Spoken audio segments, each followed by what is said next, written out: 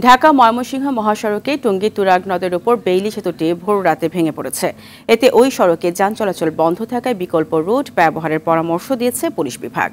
Gazipur metropolitan পুলিশের উপপুলিশ commissioner Ibrahim খান জানান, ভোরে পণ্যবাহী একটি ট্রাক বেইলি সেতুটি অতিক্রম করার সময় ভেঙে পড়ে। এতে কোনো হতাহতের ঘটনা না ঘটলেও সব ধরনের যানবাহন চলাচল বন্ধ রয়েছে। পরে যাত্রী ও মালামাল পরিবহনের সুবিধার্থে যানবাহনগুলোকে কামারপাড়া হয়ে চলাচলের নির্দেশ দেওয়া হয়েছে বলেও জানান তিনি।